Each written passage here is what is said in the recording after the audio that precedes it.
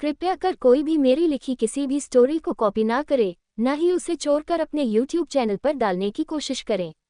मेरा अपना खुद का एक चैनल है और मैं अपनी लिखी सारी कहानियाँ अपने चैनल पर अपलोड करती हूँ। अगर किसी ने भी मेरी कहानी चोरी करने की कोशिश की तो उस पर कानूनी कार्यवाही की जाएगी। जबरदस्ती शादी और सुहागरात मनाना। छोड़ो, हमें जाने दो। छोड़िए सर, हमें जाने दीजिए, हम आपसे शादी नहीं कर सकते हैं। आप दोनों पागल हो गए हो? जा इस तरह से हमें हमारे ही परिवार के साथ हमारे मंडप से उठा लाए और ऐसे हमारे परिवार के सर पर बंदूक रख हमसे शादी कर रहे हो। ये आप दोनों ठीक नहीं कर रहे हो। छोड़ो, हमें जाने दो, हमें नहीं करनी है आप दोनों से शादी। ये बोलते हुए ही एक लड़की जिसने दुल्हन का जोड़ा पहन रखा था, वह खुद को छुड़ाने की कोशिश करते हुए अपने साथ फेरे ले रहे उन दो हैंडसम और स्मार्ट लड़कों से बोली, जो काफी ज्यादा हैंडसम थे।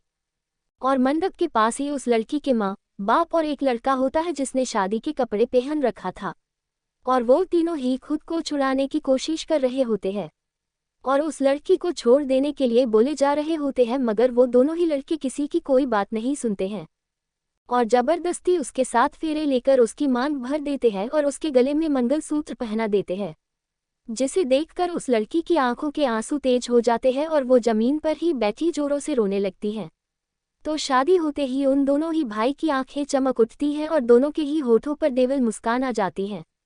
लड़की की माँ गुस्से में चिल्लाते, तुम दोनों ने बिल्कुल भी ठीक नहीं किया। तुम दोनों इस तरह मेरी बेटी से शादी कैसे कर सकते हो? नहीं, मैं इस शादी को नहीं मानती। मैं अपनी बेटी को अपने साथ अपने घर लेकर जाऊंगी। इतना बोल वह खुद को गार्ड की पकड़ से छुड़ाने लगती है। लड़की के पिता अंश, वंश, आहूजा, तुम दोनों ही भाई खुद को समझते क्या हो? कैसे तुम दोनों ही मिलकर मेरी बेटी की जिंदगी खराब कर सकते हो? कैसे तुम दोनों मिलकर मेरी बेटी से शादी कर सकते हो? हम इस शादी को नहीं मानते हैं, न ही अपनी बेटी को इस जगह पर रहने देंगे। इतना बोल वह भी खुद को गार्ड की पकड़ से छुड़ाने लगते हैं। तो वह लड़की जमीन पर बैठी बुरी तरह से रो रही होती है। अपने अभी अभी सास ससुर बने दोनों की बात सुनकर वंश अपने होठों पर शैतानी मुस्कान लिए अपने गार्ड से बोला, आज से और अभी से ये दोनों हमारे सास और ससुर है, तो इन्हें पूरी इज्जत के साथ इनके घर छोड़कर आना। अंश देवल मुस्कान लिए, अब आप दोनों इस शादी को मानो या ना मानो हमें फर्क नहीं पड़ता, क्योंकि हमारे लिए अब से प्रिया हमारी पत्नी है और हम प्रिया के पति, और हमें किसी और के मानने या न मानने से कोई भी फर्क नहीं पड़ता है। इतना बोल वो अपने गार्ड को उन तीन लोगों को वहां से ले जाने का इशारा करता है, जिसे समझकर वो गार्ड उन्हें वहां से ले जाने लगते हैं। जिन्हें इस तरह से ले जाते देखकर प्रिया जैसे ही अपने माँ पापा के पास जाने को होती है, ठीक वैसे ही वंश प्रिया को अपनी गोद में उठाकर सीढ़ियां चढ़ने लगता है। ये देखकर प्रिया जोरों से चिल्लाते हुए ही बोली, छोड़िए सर, हमें जाने दीजिए, आप हमारे साथ ऐसा नहीं कर सकते हो। आप हमारे साथ जबरदस्ती शादी नहीं कर सकते हो। छोड़ो, हमें जाने दो। ये बोलते हुए ही प्रिया खुद को छुड़ाने की लाख कोशिश करती है, मगर वंश की पकड़ से खुद को आदाज नहीं करा पाती है और वंश प्रिया को लाकर एक बड़े से कमरे में, जो वेडिंग नाइट के लिए तैयार किया गया था, वहां पर लाकर बेड पर पटक देता है। तो अंश भी उस कमरे में आकर अंदर से डोर लॉक कर देता है। ये देखकर प्रिया जोर से चिल्लाते हुए ही बोली, मुझे जाने दीजिए सर, मुझे यहाँ से जाने दीजिए। मैंने क्या बिगाड़ा है आप दोनों का? हो आप इस तरह से मेरे साथ जबरदस्ती कर रहे हो? जाने दीजिए मुझे यहाँ से, मैं इस शादी को नहीं मानती, ना ही आप दोनों को अपना पति मानती हूँ, तो बेहतर यही होगा, जाने दीजिए मुझे यहाँ से। इतना बोल वो जैसे ही बेड से उठने की कोशिश करती है, ठीक वैसे ही अंश उसे वापस से बेड पर धक्का देकर उसके ऊपर आ जाता है।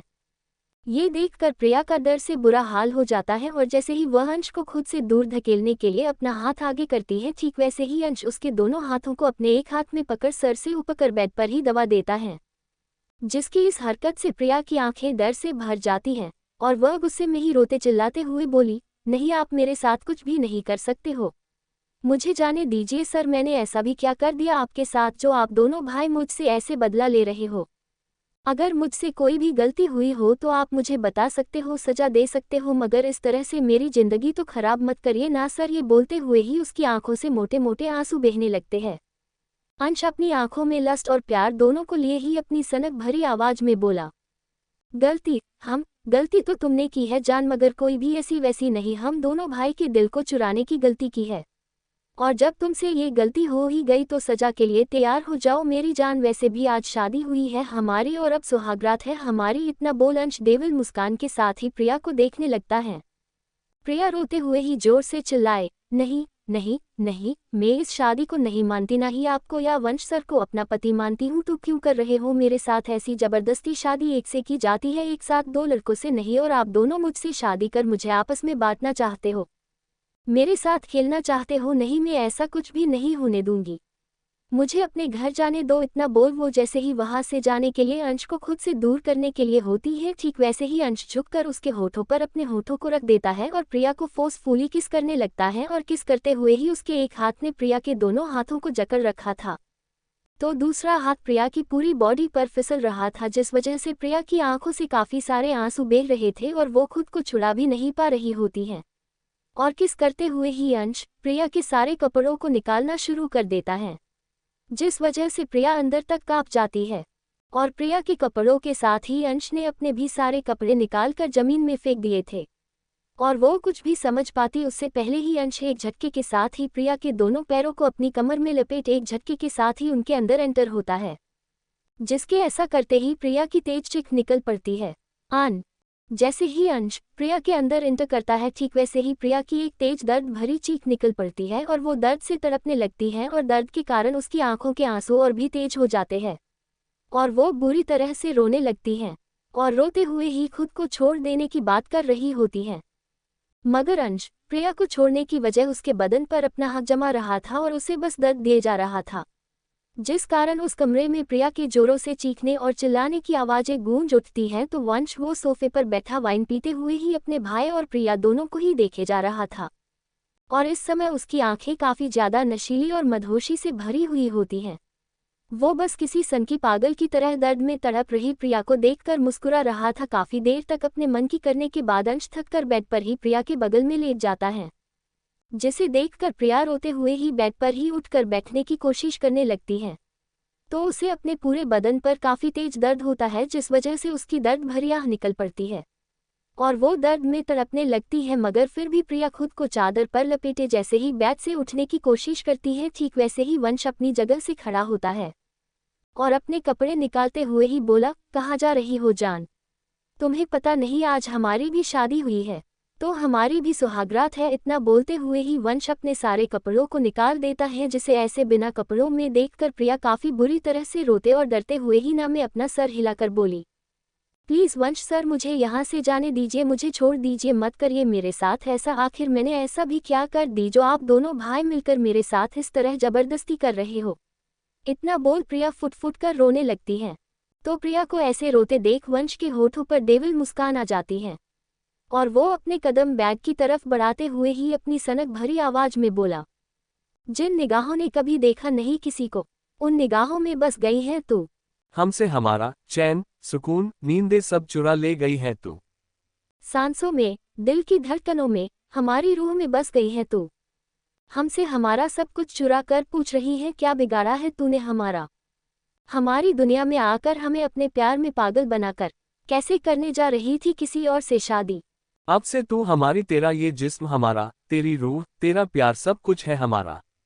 तेरे अंदर समाना है मुझे, तेरे जिस्म से अपना जिस्म मिलाना है मुझे, तेरी जिस्म तेरी रूह सभी पर अपने प्यार की मोहर छोड़नी है मुझे।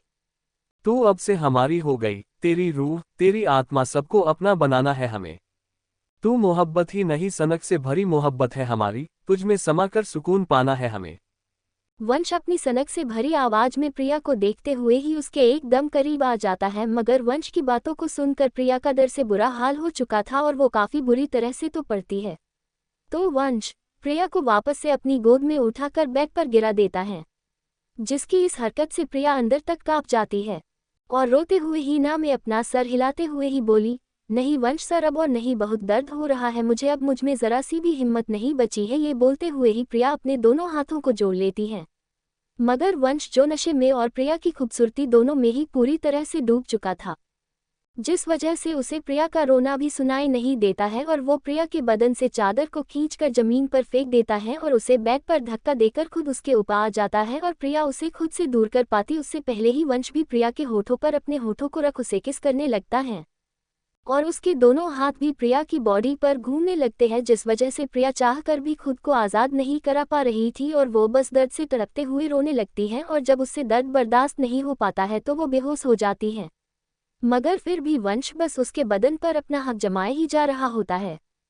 अगली सुबह जब प्रिया की आंखें खुलती हैं तो उसकी आंखों में काफी सारे आंसू आ जाते हैं और वह अपनी आंखों में आंसू को लिए हुए ही बेड से उठने की कोशिश करती है तो उसे अपने सारे बदन पर काफी तेज दर्द होता है, जिस वजह से उसकी आंखों के आंसू और भी तेज हो जाते हैं और उसकी आंखों के सामने कल रात हुई सारी घटना याद आ जाती है, जिसे याद कर प्रिया को अपने आप से ही घिन आने लगती है और उसका रोना भी तेज हो जाता है। वह खुद को एक चादर में ढककर जोरों से रोने लगती है और रोते हुए ही खुद को अपने आप में समेट लेती है। प्रिया के इस तरह से रोने की आवाज़ सुनकर अंश और वंश दोनों ही भाई जो उसकी बगल में ही लेटे हुए थे वह दोनों भी जाग जाते हैं और आंखें खोलकर रोती हुई प्रिया को देखने लगते हैं, जो बुरी तरह से खुद को चादर में ढककर सो रही थी। जिसे इस तरह से इतना रोते हुए देखकर वो दोनों ही भाई भी उठकर बैठ जाते हैं और प्रिया को देखने लगते हैं। तो प्रिया, जिसकी नज़र दोनों भाई पर पड़ चुकी थी, उन दोनों को जागे देखकर प्रिया काफ़ी गुस्से में ही दोनों को देख रोते हुए चिल्लाई, आप दोनों को मैंने हमेशा अपना इंस्पिरेशन समझा, हमेशा लोगों को एग्जाम्पल दिया बनना है, तो आप दोनों की तरह काबिल बनो और वो हासिल करो जिसकी तुम हकदार हो। जहाँ भी जाती आप दोनों की तारीफ करती, आप दोनों का नाम लेते हुए मेरे होठ नहीं थकते, आप दोनों की मेरे दिल में एक खास जगह थी। मगर आज मुझे आप दोनों से नफरत हो रही है, आप दोनों इंसान नहीं, इंसान की खाल में शैतान हो और मुझे आज आप दोनों से ज़्यादा खुद से नफरत हो रही है, क्योंकि मैंने आप दोनों को अपना आइडल माना। क्यों मैंने आपको इतनी इज्जत, इतना मान सम्मान दिया जिसके आप दोनों ही काबिल नहीं हो। आप दोनों ने मिलकर मेरी जिंदगी खराब कर दी, मुझे पूरी तरह से तबाह कर दिया। मैं आप दोनों को कभी माफ़ नहीं करूँगी, ना ही मैं अब एक पल और भी यहाँ इस घर में रुकूंगी। इतना बोल प्रिया बुरी तरह से तो पड़ती है और रोते हुए ही बेड से नीचे उतरने की कोशिश करती है। तो प्रिया की बात सुनकर अंश और वंश दोनों को ही अपने किए पर पछतावा होता है, मगर दोनों ही प्रिया के यहाँ से जाने की बात सुनकर हल्के गुस्से में आ जाते हैं।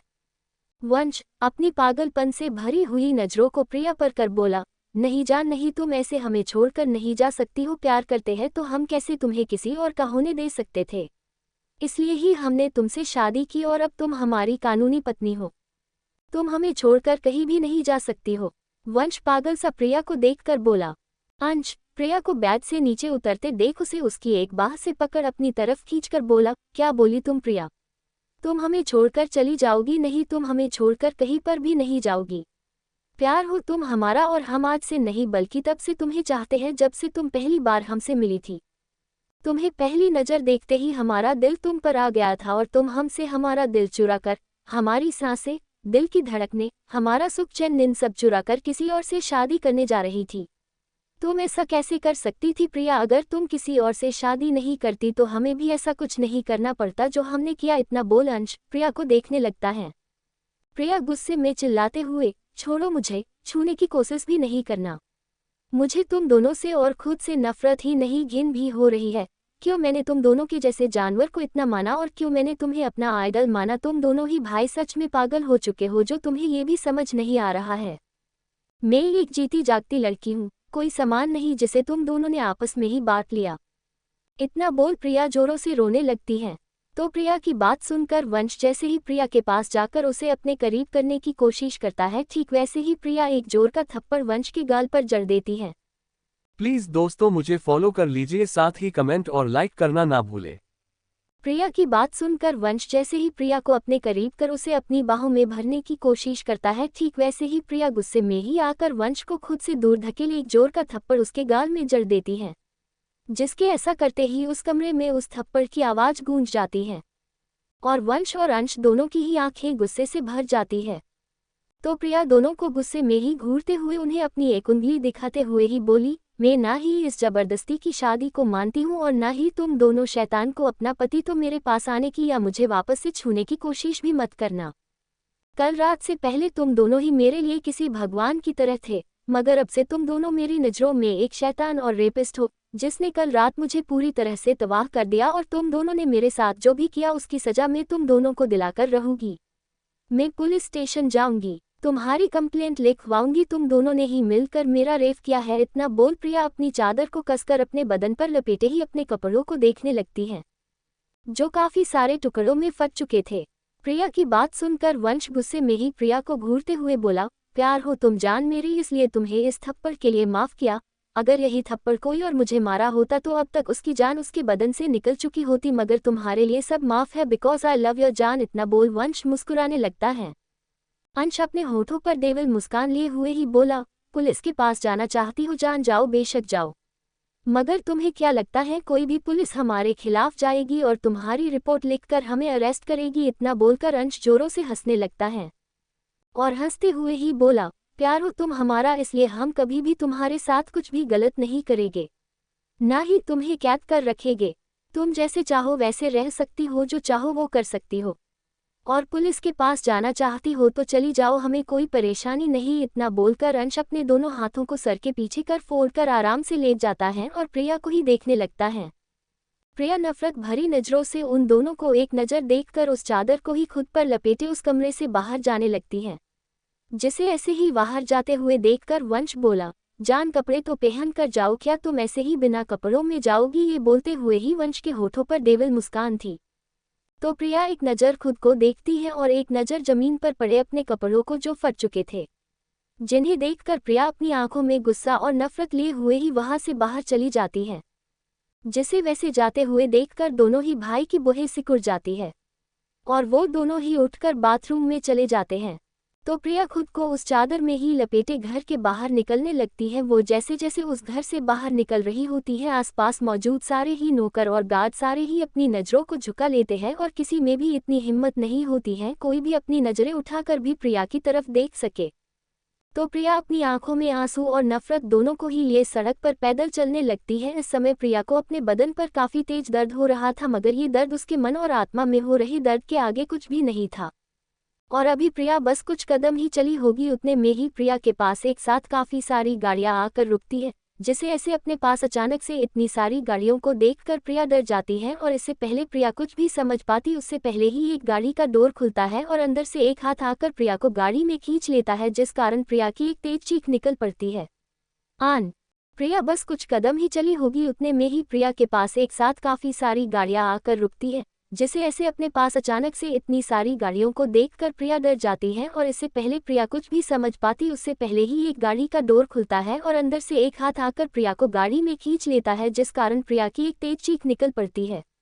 आन तो प्रिया की गाड़ी में जाते ही वो गाड़ी भी वहां से चल पड़ती है, जिसे देखकर प्रिया की आंखें गुस्से से भर जाती है और वो उसी गुस्से में वंश और अंश दोनों को देखने लगती है जिन्होंने उसे गाड़ी के अंदर खींच लिया था। खुद को वापस इन दोनों की पकड़ में देखकर प्रिया को काफ़ी ज़्यादा गुस्सा आ जाता है और वो उसी गुस्से में चिल्लाते हुए ही बोली, छोड़ो मुझे, जाने दो, कहाँ लेकर जा रहे हो तुम दोनों मुझे? मैंने कही मुझे छोड़ दो, जाने दो, तुम दोनों ऐसे ही हर बार मुझ पर अपनी मर्जी नहीं चला सकते हो, छोड़ दो, जाने दो मुझे। ये बोलते हुए ही प्रिया खुद को वंश की बाहों से छुड़ाने की कोशिश कर रही होती है। वंश प्रिया की कमर में अपनी पकड़ मजबूत कर उसे अपने करीब कर अपनी धीमी मगर गहरी आवाज में बोला, जान जहाँ जाना है हमें बोलो, हम तुम्हें साथ ले जाएंगे। तुम क्यों अपने इन नाजुक से पैरों को तकलीफ देती हो? हम हैं ना तुम्हारी सारी बातों को मानने के लिए और तुम्हारे सारे नखरों को उठाने के लिए। इतना बोल वंश अपनी गर्म सांसें प्रिया के चेहरे पर छोड़ देता है, जिस वजह से प्रिया को वंश पर और भी गुस्सा आ जाता है। तो अंश वो प्रिया के गालों पता आए उसके बालों को अपनी एक उंगली से कान के पीछे कर बोला, जान तुम ऐसे कैसे बीच सड़क पर निकल सकती हो, वो भी ऐसे बस एक चादर लपेटे ही? क्या तुम्हें पता नहीं तुम अब हमारी जान हो, हमारी बीबी हो, तो ऐसे ही तुम सड़क पर कैसे निकल सकती हो? जाने से पहले अपने इस बदन को ढक तो लेती जो अब से हमारा हो चुका है और इस पर अब से हमारा हक है।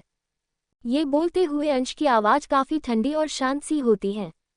प्रिया गुस्से में ही अंश का हाथ झटक, दूर दूर रखो अपने इस गंदे हाथ को, अपने इन गंदे हाथों से मुझे छूने की कोशिश भी मत करना। ये बोलते हुए ही प्रिया वंश की पकड़ से अपनी कमर को आदाज करने की कोशिश करने लगती है। तो प्रिया की इस कोशिश में उसके बदन पर लपेटा उसका चादर छूट जाता है और वो प्रिया के बदन से नीचे खिसक पड़ता है।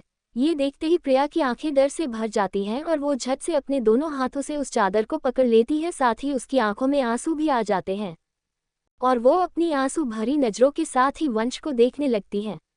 तो प्रिया की आंखों में इतने सारे आंसुओं को देखकर वंश का दिल दर्द करने लगता है। ठीक वैसे ही अंश को भी अपने अंदर कुछ टुट्टा सा महसूस होता है, जिस वजह से वो अपने साथ लाई ड्रेस प्रिया के आगे कर बोला, प्रिया प्लीज पहले तुम इस ड्रेस को पहन लो, उसके बाद तुम चाहे तो चली जाना, पर तुम ऐसे इस कार से बाहर नहीं निकल सकती हो। इतना बोल वह उस ड्रेस को प्रिया के हाथ में रख देता है। वंश भी प्रिया को खुद से दूर कर बोला, आई एम सॉरी जान, हम दोनों ही ये सब नहीं करना चाहते थे मगर तुमने खुद ही हमें मजबूर की और हम दोनों ही वो सब कर बैठे। इतना बोल वंश प्रिया को खुद से दूर कर देता है। प्रिया अंश की ड्रेस को अपने हाथ में लेकर एक नज़र उस ड्रेस को गुस्से में देखती है और अंश के मुंह पर ही फेंक कर बोली, नहीं चाहिए मुझे तुम दोनों का दिया हुआ कुछ भी नहीं चाहिए। सुना तुम दोनों ने, मुझे तुम्हारा कुछ भी नहीं चाहिए, गाड़ी रोको। इतना बोल वह बेहद गुस्से में ही दोनों भाई को घूर रही थी। प्रिया के इस तरह से ड्रेस फेंकने की वजह से अंश को काफ़ी गुस्सा आ जाता है और वो उसी गुस्से में ही प्रिया के बदन पर ढकी चादर अपने हाथ से पकड़कर खींच लेता है, जिसके ऐसा करते ही प्रिया बुरी तरह से डर जाती है। जैसे ही अंश गुस्से में ही प्रिया के बदन पर ढकी चादर को खींचता है, ठीक वैसे ही प्रिया बुरी तरह से डर जाती है और डर की वजह से उसका सारा बदन कांप जाता है और उसकी आंखों में आंसू के साथ डर भी समा जाता है और उसकी आंखों के सामने कल रात में हुई घटना याद आ जाती है, जिसे याद करते ही प्रिया बुरी तरह से डर जाती है। और इससे पहले कि वो कुछ भी समझ पाती, उससे पहले ही अंश उस ड्रेस को प्रिया को खुद ही पहनाने लगता है और पहनाते हुए ही बेहद गुस्से में अपने दांत पिसते हुए बोला, लगता है तुम्हें प्यार की भाषा समझ नहीं आ रही है। क्या तुम चाहती हो हम दोनों जैसे दुनिया वालों के लिए है, ठीक वैसे ही तुम्हारे लिए भी बन जाए? अगर तुम ऐसा नहीं चाहती तो चुपचाप से इस ड्रेस को पहन लो, वरना जो रात में हुआ वो सब अभी भी हो सकता है और तुम चाहकर भी हमें कुछ करने से रोक नहीं सकती हो। इतना बोलते हुए ही अंश उस ड्रेस को प्रिया को पहना देता है।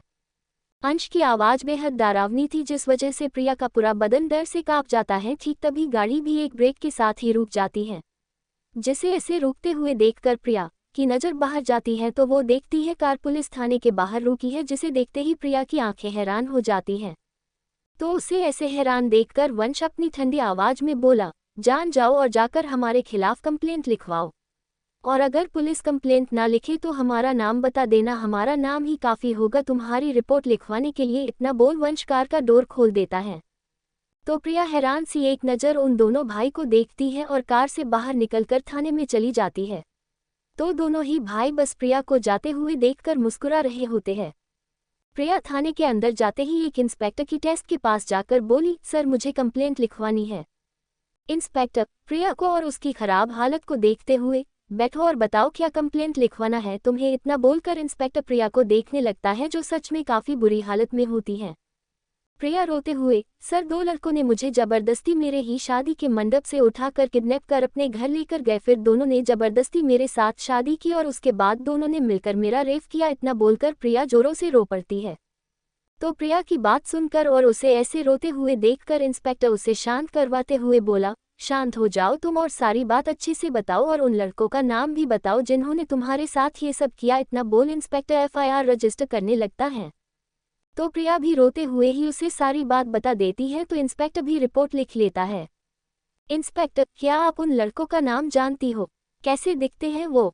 अभी इंस्पेक्टर ने इतना बोला ही था, उतने में ही वहां पर किसी की काफ़ी खतरनाक आवाज़ गूंजती है, जिसे सुनकर वहां पर मौजूद हर को आवाज़ वाले इंसान को देखने लगता है। तो प्रिया भी गुस्से और नफरत से ही अपने सामने खड़े दोनों भाई को देख रही थी, जो वहां पर आकर बोले, हम दोनों ही वो लड़के हैं इंस्पेक्टर जिसने प्रिया के साथ जबरदस्ती शादी की, फिर उसके साथ जबरदस्ती ही फिजिकल रिलेशन बनाया। इतना बोलकर वो शांत हो जाते हैं। तो जैसे ही इंस्पेक्टर उन दोनों की बात सुनते हैं, ठीक वैसे ही इंस्पेक्टर और बाकी सारे उन दोनों भाई को देखकर बुरी तरह से डर जाते हैं। और डरते हुए ही इंस्पेक्टर उन दोनों भाई को देखते हुए ही बोला, आहूजा सर आप दोनों। जैसे ही इंस्पेक्टर और बाकी सारे उन दोनों भाई को देखते हैं, ठीक वैसे ही वह सारे उन दोनों को देखकर काफ़ी ज़्यादा हैरान हो जाते हैं। तो इंस्पेक्टर डरते हुए ही बोला, आहूजा सर आप यहाँ पर। इतना बोलकर वह डरते हुए ही दोनों भाई को देख रहा होता है। प्रिया उन दोनों ही भाई को वहां पर देखकर हल्की हैरान और गुस्सा दोनों ही होती हैं, और उसी गुस्से में चिल्लाते हुए वह इंस्पेक्टर को देखकर बोली, इंस्पेक्टर ये दोनों वही ही जिन्होंने मेरे साथ जबरदस्ती की है, ये दोनों वही है, आप इन्हें गिरफ्तार कर लीजिए, ये वही दोनों हैवान है। ये बोलते हुए ही वह काफ़ी गुस्से में ही रोते हुए दोनों भाई को देख रही होती हैं। प्रिया की बात सुनकर अंश और वंश दोनों ही भाई मुस्कुराते हुए उसे ही देखे जा रहे होते हैं।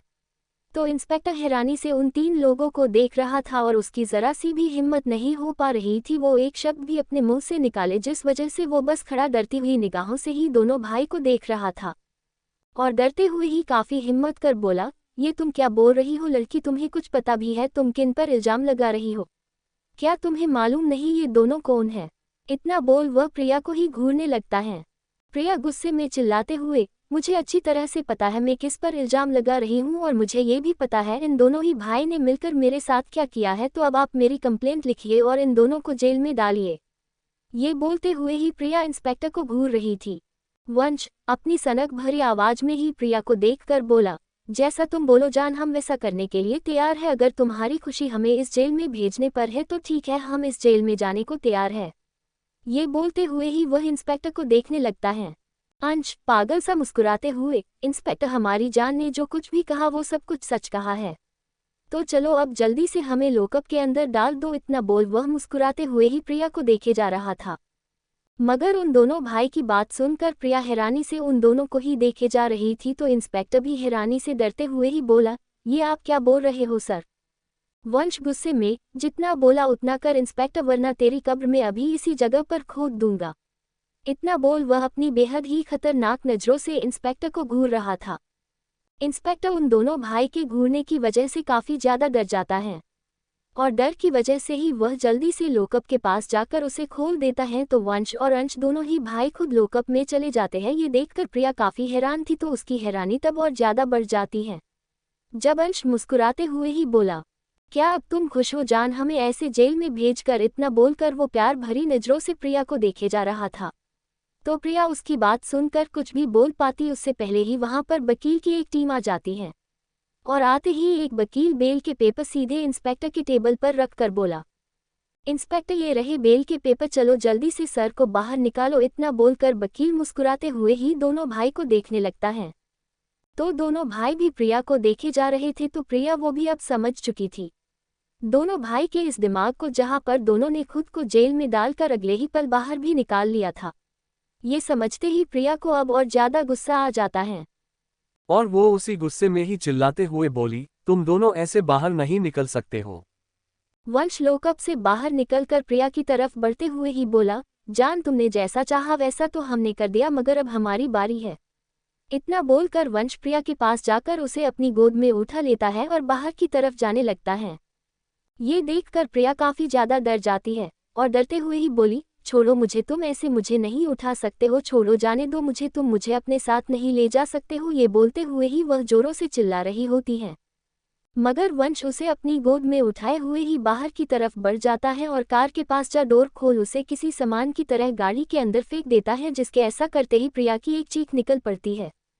वंश उसे अपनी गोद में उठाए हुए ही थाने से बाहर की तरफ बढ़ जाता है और कार के पास जा डोर खोल उसे किसी सामान की तरह गाड़ी के अंदर फेंक देता है, जिसके ऐसा करते ही प्रिया की एक चीख निकल पड़ती है और उसे अपनी कमर में मोच भी आ जाती है।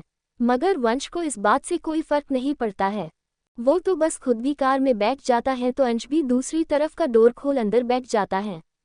तो प्रिया वो बस अपनी कमर में अपना एक हाथ रखे, आंखों में आंसू और गुस्सा लिए वंश की तरफ देखते हुए ही बोली, तुम मुझे ऐसे नहीं ले जा सकते हो, खोलो डोर, गाड़ी रोको, मुझे मेरे घर जाना है, मुझे अपनी मम्मी पापा के पास जाना है, जाने क्यों नहीं देते तुम मुझे? ये बोलते हुए ही प्रिया की आंखों में मोतियों की तरह आंसू आ जाते हैं, पर वो अपनी आंसुओं से भीगी आंखों के साथ ही वंश को देखे जा रही थी। प्रिया की आंखों में इतने सारे आंसुओं को देखकर दोनों ही भाई को बिल्कुल भी अच्छा नहीं लगता है और दोनों को ही अपने सीने में दर्द होने लगता है, जिस वजह से वो दोनों ही प्रिया को इस तरह से ऐसे रोते हुए नहीं देख पाते हैं। और अंश जल्दी से प्रिया की एक बाह पकड़ उसे अपनी बाहों में खींच लेता है। अंश प्रिया को कुछ इस तरह से अपनी बाहों में खींचता है जिस वजह से प्रिया को कुछ भी समझने का मौका ही नहीं मिल पाता है और वो जाकर सीधे अंश के सीने से लग जाती है, जिस वजह से प्रिया की नाक में हल्की सी चोट आ जाती है और वो दर्द से और भी ज्यादा रो पड़ती है और रोते हुए ही अंश की बाहों से दूर जाने की कोशिश करते हुए ही बोली, छोड़ो मुझे, जाने दो, मुझे नहीं जाना है तुम दोनों के साथ तुम्हारे घर में, मुझे अपने घर जाना है, अपने मम्मी पापा के पास जाना है, उनके गले से लगना है, मुझे जाने क्यों नहीं देते तुम दोनों? ये बोलते हुए ही प्रिया जोरों से किसी छोटे बच्चे की तरह रो रही होती है। प्रिया को ऐसे इस तरह से रोते हुए देखकर अंश प्रिया को कसकर अपने सीने से लगा लेता है और उसे एक टाइट हक कर धीरे से अपनी बेहद ही खतरनाक आवाज में बोला, बस जान, अब एक और आंसू नहीं, अगर अब तुमने अपनी इन खूबसूरत सी आंखों से एक और आंसू गिराया तो कसम से जान, मैं अभी इसी पल तुम्हें किस कर लूंगा और किस करने के बाद तो मैं खुद अपने आप की रोक भी नहीं पाऊंगा और उसके बाद जो कुछ भी होगा उसके लिए तुम खुद जिम्मेदार होगी, मैं नहीं, इसलिए अब एक और आंसू नहीं, वरना मैं भी सब कुछ भुलाकर अभी इसी पल तुम्हें वापस से अपना बना लूंगा। ये सारी ही बात अंश काफी गुस्से में करता है। अंश की इतने गुस्से से भरी आवाज सुनकर प्रिया बुरी तरह से डर जाती है और उसकी आंखों के सामने कल रात का सीन वापस से आ जाता है, जिसे याद कर प्रिया बुरी तरफ से डर जाती है और डर की वजह से उसका रोना उसके अंदर ही कहीं दब सा जाता है। मगर उसका रोना अब सिसकियों में बदल चुका था। वो बस किसी पुतले की तरह ही सिसक रही होती है, जिसे ऐसे सिसकते हुए देखकर वंश उसे अपनी बाहों में खींच लेता है और एक टाइट हक कर वो भी अपनी हल्के गुस्से से भरी आवाज में ही बोला, तुम्हें खुशी मिले इसलिए हम दोनों ही तुम्हारी खुशी के लिए जेल तक गए जान, मगर तुम इस तरह से रोकर हमें नाराज कर रही हो। हम दोनों ही भाई सब कुछ बर्दाश्त कर सकते हैं, मगर तुम्हारी इस प्यारी सी आंखों में आंसू नहीं, इसलिए अपने इन आंसुओं को जल्दी से साफ करो और शांति से घर चलो, वरना जो अंश ने कहा वो सब करने में हमें जरा सी देर भी नहीं लगेगी। और मुझे लगता है तुम्हारी हालत अभी ऐसी नहीं जो तुम्हारी वापस से हम दोनों को झेल भी पाओ। ये बोलते हुए ही वंश बेहद गुस्से में होता है, तो उन दोनों की ही गुस्से से भरी आवाज को सुनकर प्रिया सच में काफी ज्यादा डर जाती है और डर की वजह से उसका बदन कांपने लगता है और वो जरा सी भी हिम्मत नहीं करती अब कुछ भी बोलने की या हिलने की। और ऐसे ही शांति के साथ उन दोनों की ही कार आहूजा मैंशन में आकर रुकती है, जिसके बाद वंश प्रिया को अपनी गोद में लिए कार से बाहर निकलकर घर की तरफ बढ़ जाता है, तो अंश भी उन दोनों के पीछे ही जाने लगता है। वंश घर में आकर सीधे अपने कमरे में जाता है और प्रिया को लेकर सीधे बाथरूम में जाकर पानी से भरे बाथटब में फेंक देता है, जिसकी इस हरकत से प्रिया बुरी तरह से डर जाती है। वंश बाथरूम में आकर प्रिया को ले जाकर पानी से भरे बाथटब में ले जाकर फेंक देता है।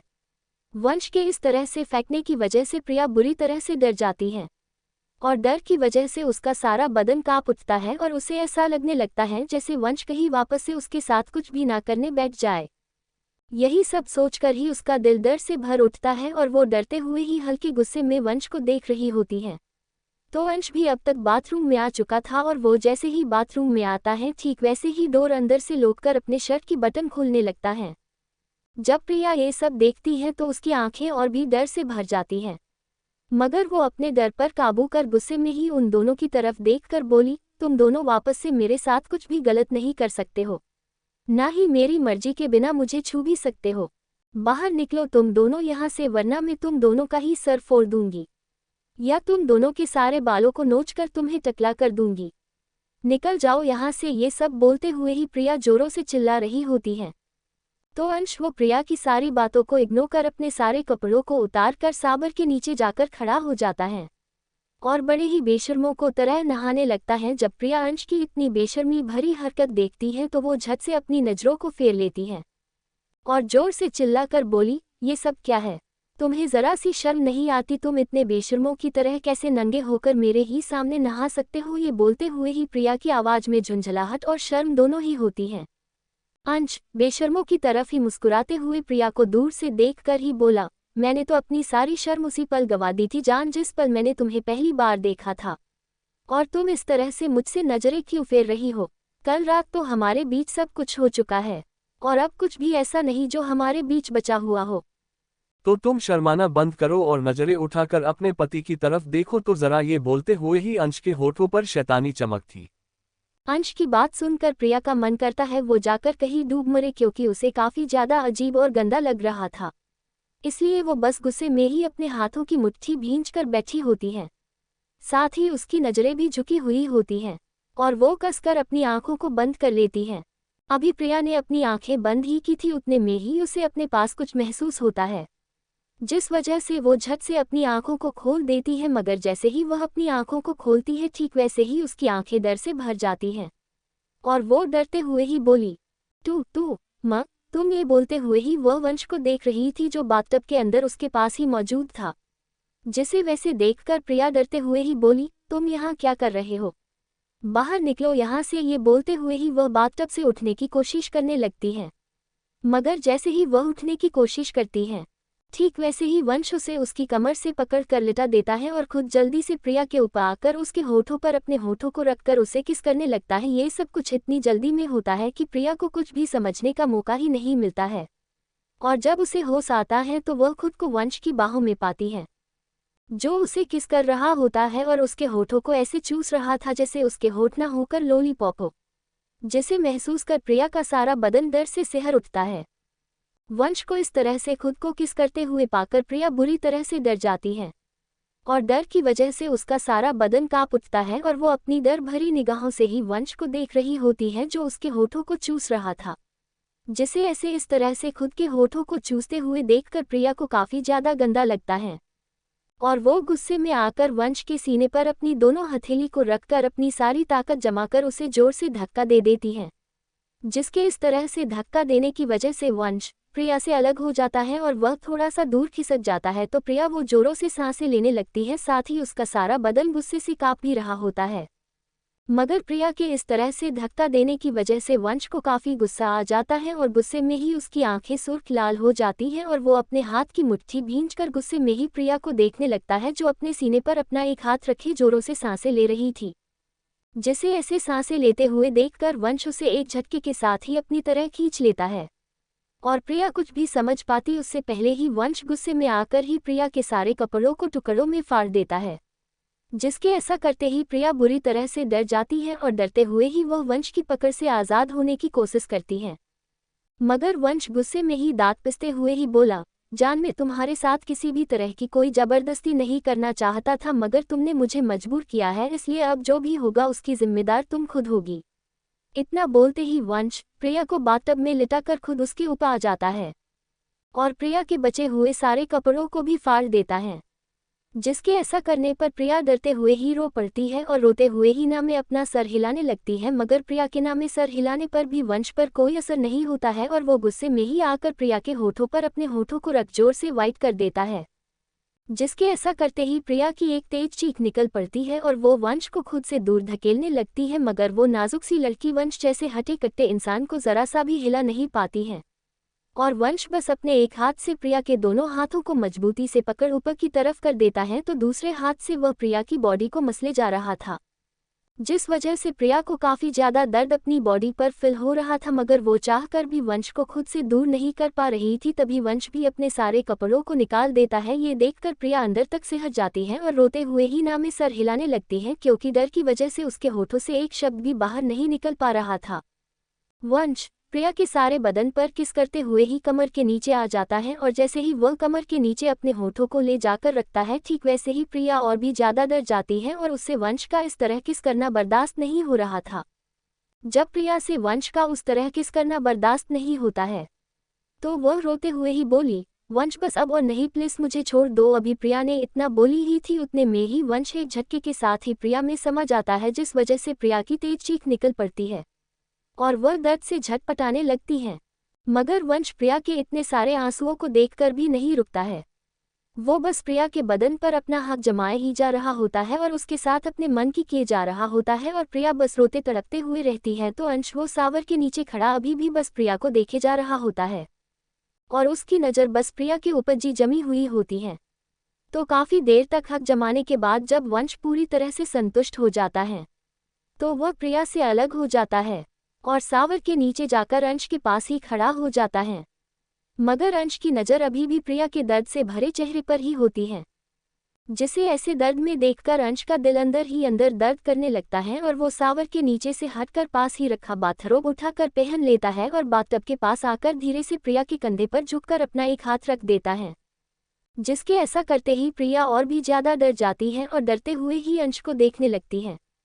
जैसे ही प्रिया को अपने कंधे पर अंश के हाथों का स्पर्श महसूस होता है ठीक वैसे ही प्रिया की बंद आंखें खुल जाती हैं और वो डरते हुए ही अंश को देखने लगती है और अंश को खुद के पास देखकर उसकी आंखों के आंसू बढ़ जाते हैं और वो रोते हुए ही ना में अपना सर हिलाने लगती है क्योंकि उसे ऐसा लगता है जैसे अब अंश भी उसके साथ वही सब करेगा जो सब कुछ वंश ने अभी उसके साथ किया था, जिस वजह से वो काफ़ी ज़्यादा डर जाती है और डरते हुए ही ना में सर हिलाते हुए ही अंश को देख रही थी।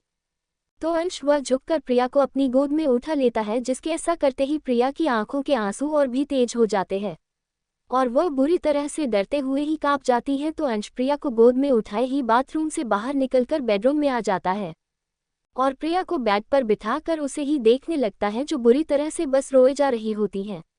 जिसे ऐसे रोते हुए देखकर साथ ही प्रिया के बदन पर एक भी कपड़ा न देखकर अंश कबर्ड के पास जाता है और अपनी ही एक शर्ट निकालकर प्रिया के पास आता है और खुद ही प्रिया को वो शर्ट पहनाने लगता है। तो प्रिया बस डरते हुए किसी पुतले की तरह अंश को उसका काम करने देती है। और रोती हुई निगाहों से ही अंश को देखे जा रही होती है। अंश शर्ट पहनाकर प्रिया को देख अपनी नर्म आवाज में ही बोला, जान बहुत दर्द हो रहा है तुम्हें। अंश की बात सुनते ही प्रिया के पहले से बह रहे आंसू और भी बढ़ जाते हैं और वो कुछ बोलने के लिए होठों को खोलती है मगर उसके गले से एक शब्द भी नहीं निकल पाता है, जिस वजह से वह रोते हुए ही धीरे से बस हाँ में सर हिला देती है, जिसे हाँ में सर हिलाते हुए देखकर अंश बगल वाले ड्रोज को खोलता है और एक क्रीम निकालकर वो प्रिया के बदन पर लगाने लगता है। अंश के हाथों के स्पर्श को खुद पर महसूस कर प्रिया डर की वजह से अपनी आंखों को बंद कर लेती है, क्योंकि उसके अंदर जरा सी भी हिम्मत नहीं बची थी वह अब एक भी शब्द बोल सके। तो अंश बड़े ही ध्यान से प्रिया के बदन पर उस क्रीम को लगा देता है, साथ ही वो प्रिया के नाजुक हिस्से में भी आराम और ध्यान दोनों से ही क्रीम लगाकर प्रिया को बेड पर ही लिटा देता है, साथ ही उसके ऊपर ब्लैंकेट डालकर उसे ही देखने लगता है जिसका सारा बदन डर की वजह से कांप रहा था। अभी अंश प्रिया को देख रहा था जिसने अपनी आंखें बंद कर रखी थी और अभी भी बुरी तरह से कांप रही थी कि तभी बाथरूम का डोर खुलता है और वंश अपनी कमर में टॉवेल लपेटे बाहर निकलता है, साथ ही उसके होठों पर एक काफी संतोषजनक मुस्कान भी थी, जिसे देखकर अंश को अपने भाई पर हल्का सा गुस्सा आने लगता है और वो वैसे ही हल्के गुस्से में ही वंश को घूरने लगता है। तो वंश अंश को इस तरह खुद को घूरते हुए पाकर बस हल्का सा मुस्कुराते हुए ही अपने दोनों कंधों को उचकाकर वहां से कबर्ड के पास चला जाता है, जिसे वैसा करते देखकर अंश धीरे से प्रिया के बालों पर अपना एक हाथ फेर कर बोला, जान तुम आराम करो, मैं तुम्हारे लिए कुछ बना कर लाया। इतना बोलकर अंश एक नज़र घूरकर वापस से अपने भाई को देखता है और कमरे से बाहर निकल जाता है। तो प्रिया, जिसे काफी ज्यादा दर्द हो रहा था अपने सारे बदन पर, वह बेड पर लेटते ही नींद की आगोश में चली जाती है। तो वंश वो कपड़े पहनकर तैयार हो जाता है और घड़ी में समय देखने लगता है, जिस पर अभी 10 बज चुके थे, जिसे देखकर वंश अपने ऑफिस की फाइल निकालकर एक नज़र सोती हुई प्रिया को देखता है और वहां से बाहर निकल जाता है। वंश जैसे ही कमरे से बाहर निकलकर हॉल में आता है, ठीक वैसे ही अंश हल्के गुस्से में ही अपने भाई को देखकर बोला, भाई ये तुमने ठीक नहीं किया हमारी जान के साथ। ये बोलते हुए ही अंश के चेहरे पर हल्का दर्द होता है, जैसे उसे प्रिया के दर्द पर दर्द हो रहा हो। वंश मुस्कुराते हुए ही, भाईजान बीबी है मेरी और मैंने जो भी किया वो सब गलत नहीं है। मैं तो बस प्यार से जान को पाना चाहता था, मगर जान ने ही मुझे गुस्सा दिलाई, जिस वजह से मैं उसे हट कर बैठा, मगर मैं सच में ऐसा नहीं करना चाहता था। ये बोलते हुए ही वंश भी हल्का उदास हो जाता है। अंश हल्के गुस्से में, भाई कल रात हमने जो भी किया वो जान के लिए काफी ज्यादा था और तुम भूलो मत, जान का हमारे साथ पहली बार था, जिस वजह से उसे दर्द हुआ होगा और उसे रिकवर होने के लिए तुम्हें समय देना चाहिए था, मगर तुमने अभी जो कुछ भी किया उसके बाद तो वो और भी ज्यादा दर्द में आ गई है। तुमने ये ठीक नहीं किया भाई। ये बोलते हुए ही अंश वंश से नाराज नजर आ रहा था। वंश अपनी गलती पर अफसोस करते हुए, सॉरी भाई, आगे से मैं इस बात का पूरा ध्यान रखूंगा। मैं अब कभी भी जान को कोई दर्द ना दूं, मगर मैं कोशिश तब तक ही करूंगा जब तक जान मुझसे प्यार से पेश आएगी और मेरी सारी बातों को मानेगी, मगर जब जान ने मेरी किसी भी बातों को मानने से इनकार किया तो फिर मुझे भी नहीं पता मैं क्या कर जाऊंगा। इतना बोलकर वंश वहां से जाने लगता है और जाते हुए हो बोला, भाई आज ऑफिस नहीं जाना क्या तुम्हें? अंशना में सर हिलाते हुए, नहीं मैं आज ऑफिस नहीं आ रहा हूँ, अभी मुझे जान के पास रुकना ज्यादा जरूरी लग रहा है। इतना बोल अंश किचन की तरफ बढ़ जाता है और किचन में जाकर वो अपने और प्रिया दोनों के लिए खुद ही नाश्ता बनाने लगता है। तो वंश वो आज पहली बार अकेले ही ऑफिस के लिए निकल जाता है। तो अंश आधे घंटे में ही नाश्ता तैयार कर बेडरूम की तरफ बढ़ जाता है और बेडरूम में आने के बाद वो खाने की प्लेट साइड टेबल पर रखकर प्रिया को नींद से जगाते हुए ही बोला, प्रिया उठो, खाना खा लो, वैसे भी तुमने रात से कुछ भी नहीं खाया है, उठो चलो कुछ खा लो, उसके बाद सो लेना। ये बोलते हुए ही अंश प्रिया को उठा रहा होता है। तो अंश की आवाज़ से प्रिया की नींद भी टूट सी जाती है और वो अपनी आधी खुली आंखों से ही अंश को देखती है, जो उसे किसी छोटी बच्ची की तरह जगा रहा होता है, जिसे ऐसे अपने पास देखकर प्रिया बुरी तरह से डर जाती है और डर के कारण ही उसकी आंखें झट से खुल जाती है और वो डरते हुए ही उठने की कोशिश करने लगती है, मगर बदन पर अभी भी दर्द होने की वजह से जल्दी उठने के चक्कर में उसे अपने बदन पर तेज दर्द होता है, जिस वजह से उसकी दर्द भरी आह निकल पड़ती है, जिसे सुनकर अंश जल्दी से नीचे झुककर खुद ही प्रिया को बेड से टिकाकर बिठा देता है और खाने की प्लेट लेकर उसके सामने बैठ जाता है। प्रिया डरते हुए ही अंश को देखे जा रही थी, तो अंश खाने का कोर बनाकर प्रिया के सामने कर बोला, प्रिया चलो मुंह खोलो और खाना खाओ। इतना बोलकर वह प्रिया के सामने निवाला कर देता है। प्रिया डरते हुए ही अपनी आंखों में आंसू लेकर अंश की तरफ देखकर कुछ बोलने के लिए मुंह खोलने की कोशिश करती है, मगर उसका गला रुंधा हुआ होने की वजह से वो कुछ भी बोल नहीं पाती है और उसकी आंखों से आंसू बहने लगते हैं। जिसकी आंखों में आंसू देखकर अंश काफी मायूस होते हुए ही बोला, जान मुझे पता है तुम मुझसे नाराज हो क्योंकि मैंने तुम्हारे साथ कल रात को जबरदस्ती की, इसलिए तुम काफी ज्यादा नाराज हो, मगर गलती तुम्हारी अपनी खुद की भी है। तुम कैसे हमारे दिल में प्यार जगा कर अपनी जगह बनाकर किसी और से शादी करने जा रही थी। अगर तुम हमारा प्यार एक्सेप्ट कर लेती तो हमें ये सब नहीं करना पड़ता, ना ही तुमसे जबरदस्ती शादी करनी पड़ती, ना ही जबरदस्ती तुम्हारे साथ रिश्ता बनाना पड़ता। मगर जो हो गया वो बदला नहीं जा सकता है, इसलिए तुम भी हमारे साथ प्यार से रहो, हमारी पत्नी बनकर, और हम दोनों भाई भी प्यार से रहेंगे तुम्हारे पति बनकर। इतना बोल अंश शांत हो जाता है। प्रिया अपनी सारी हिम्मत जमा कर अपने भारी गले के साथ ही बोली, शादी एक लड़के के साथ की जाती है, दो लड़कों के साथ नहीं, और जो लड़की एक से ज्यादा लड़कों के साथ रिश्ता बनाती है उसे कोई भी इज्जत के साथ नहीं देखता, बल्कि उसे बाजारू या रखेल बोला जाता है। इतना बोलकर प्रिया जोर से सिसकने लगती है। अंश प्रिया के मुंह से खुद के लिए बाजारू और रखेल शब्द सुनकर गुस्से में आ जाता है, और उसी गुस्से में ही वह प्रिया की एक बाह पकड़ लेता है। ये देखकर प्रिया डर जाती है। अंश प्रिया के मुंह से खुद के लिए बाजारू और रखेल शब्द सुनकर गुस्से में आ जाता है, और उसी गुस्से में ही वह प्रिया की एक बाह पकड़ लेता है और उसे अपनी तरफ खींच लेता है। साथ ही अंश की आंखें इस समय गुस्से से एकदम लाल हो चुकी थी और वो गुस्से से भरी निगाहों के साथ ही प्रिया को देख रहा होता है। तो प्रिया अंश को इतने ज्यादा गुस्से में देखकर काफी ज्यादा डर जाती है, और डर की वजह से उसकी आंखों के आंसू तेज हो जाते हैं, साथ ही उसका सारा बदन थर थर कांपने भी लगता है। साथ ही प्रिया के अंदर इतनी भी हिम्मत ना थी वो एक शब्द भी बोल पाए अंश से, क्योंकि अंश सच में काफी गुस्से में ही प्रिया को भूल रहा था। अंश अपने एक एक शब्दों को चबाते हुए गुस्से में ही बोला, बीबी हो जान, हमारी कोई रखेल या बाजारू नहीं जो तुम अपने लिए इतने घटिया शब्दों का इस्तेमाल कर रही हो। तुम्हारी हिम्मत भी कैसे हुई जान खुद को रखेल या बाजारू बोलने की, तुम ऐसा बोल भी कैसे सकती हो। आज के बाद अगर मैंने कभी भी तुम्हारे मुंह से खुद के लिए कुछ भी गलत या ऐसा सुना जो नहीं बोलना है तो मुझे भी नहीं पता मैं क्या कर जाऊं। ये बोलते हुए ही अंश की आंखें गुस्से से एकदम लाल हो जाती है। अंश की गुस्से से भरी बात सुनकर प्रिया बुरी तरह से डर जाती है, मगर वह अपने डर को छुपाकर रोते हुए ही बोली, एक आदमी की एक से ज्यादा बीवी हो सकती है, आदमी चाहे जितनी चाहे उतनी औरत के साथ रिश्ता बना ले, लोग उसे कभी गलत नहीं बोलेंगे, मगर किसी औरत का एक से ज्यादा पति नहीं हो सकता है। और अगर किसी औरत ने एक से ज्यादा आदमी के साथ रिश्ता बनाया तो लोग उसे ही गलत बोलते हैं, आदमी को नहीं। और आप मुझ पर गुस्सा कर मुझे तो शांत करवा लोगे, मगर लोगों का क्या? उन्हें कैसे शांत करवाओगे जब उन्हें पता चलेगा मेरा एक नहीं बल्कि दो आदमियों के साथ शारीरिक संबंध है। इतना बोल प्रिया जोर से रोने लगती है। तो प्रिया की बात सुनकर अंश अपने गुस्से को काबू करने की कोशिश करते हुए ही बोला, बीबी हो तुम हमारी जान और हम दोनों है भाई पति है तुम्हारे, तो कोई भी तुम पर उंगली नहीं उठा सकता है, ना ही उंगली उठाने की कोशिश भी कर सकता है। प्यार करते हैं हम दोनों है भाई तुमसे और शादी की है हम तीनों ने, तो कोई भी हमारे इस रिश्ते को गलत तरह से नहीं देख सकता है। और अगर किसी ने भी तुम्हारी तरफ उंगली उठाने की कोशिश भी की तो मैं उसकी जान ले लूंगा। ये बोलते हुए ही अंश किसी सनकी की तरह लग रहा होता है। तो उसकी बातों को सुनकर प्रिया डर रही होती है, क्योंकि अंश सनकी की तरह ही लग भी रहा था और बातें भी कर रहा था, मगर फिर भी प्रिया अपने डर को अंदर ही दबा कर वापस से रोते हुए ही आगे बोली, मुझे पता है अंश सर आप बहुत अच्छे और समझदार दोनों ही हो, तो प्लीज मेरा दर्द समझिए ना, मुझे यहाँ से जाने दीजिए ना।